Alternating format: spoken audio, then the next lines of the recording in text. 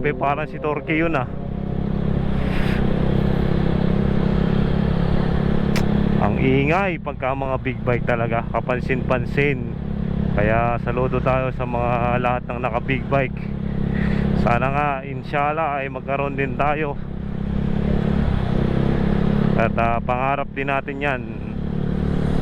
Pero sipagan pa natin ang sipagan para lalo tayong ganahan at makuha natin yung mga pangarap natin sa buhay. Magtiwala lang tayo at makukuha din natin yan. Birahin lang ng birahin natin. Kung hindi pa natin nakukuha, dagdagan pa natin sa sipag.